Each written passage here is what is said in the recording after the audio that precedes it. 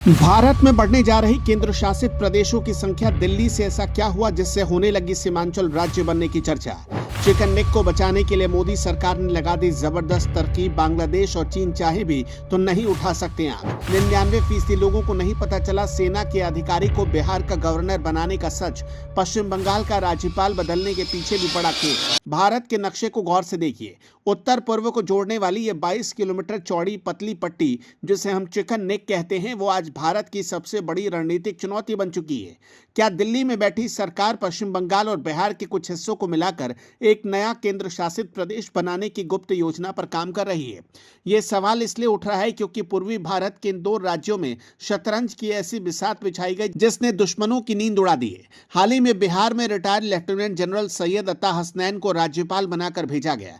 General Hasnain वो नाम है जिन्होंने कश्मीर के दुर्गम इलाकों में आतंकवाद की कमर तोड़ी थी और सेना की 15 कोर की कमान संभाली थी।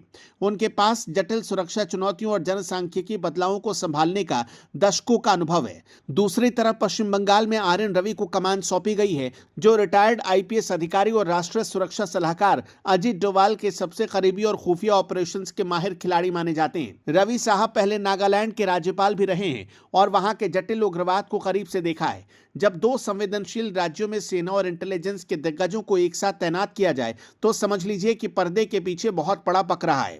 इस पूरी हलचल का केंद्र है सिलीगुड़ी कॉरिडोर। याद कीजिए सीएए आंदोलन के दौरान शर्जिल इमाम का वो खौफनाक बयान जिसमें उसने चिकन नेक को काटकर पूर्वोत्तर भारत को देश से अलग करने की साजिश रची थी।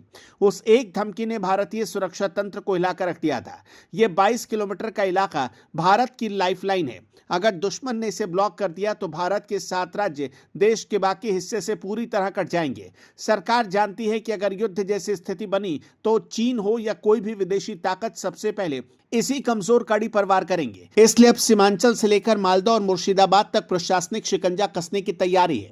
रणनीति सिर्फ कागजों पर नहीं बल्कि जमीन पर बुलडोजर भी चल रहे हैं। बिहार में अंतर्राष्ट्रीय सीमा से सटे 10 किलोमीटर के दायरे में अवैध अतिक्रमण को युद्ध स्तर पर हटाया जा रहा है। ये कोई साधारण कार्रवाई नहीं मानिए, बल्कि सीमा प्रबंधन को और फौलादी बनाने की कवायद है।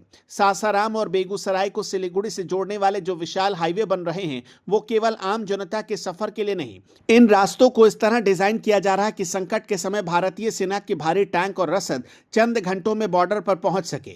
ये एक्सप्रेसवे और लॉजिस्टिक पार्क इस इलाके को एक मिलिट्री हब के रूप में तब्दील करने का संकेत दे रहे हैं।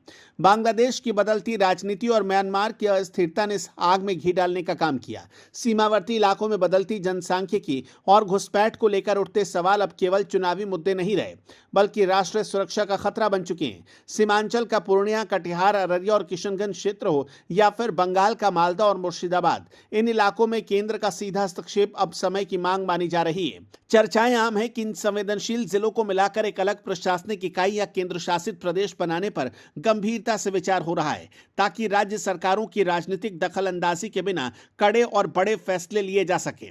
बिहार के राजनीतिक घटनाक्रम भी इसी मिशन की तरफ इशारा कर रहे हैं। अचानक नेतृत्व परिवर्तन की चर्चा और प्रशासनिक अधिकारियों की अदला बदली केवल एक संयोग नहीं हो सकती।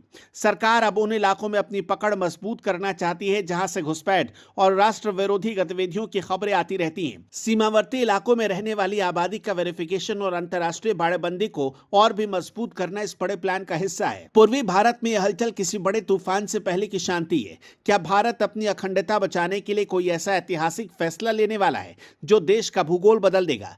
जनरल हसनैन और आर.एन. रवि की जुगलबंदी इसी बड़े मिशन की तरफ इशारा कर रही है। चिकन नेक भारत की कमजोरी नहीं बल्कि अभेद किला बनने जा रहा है।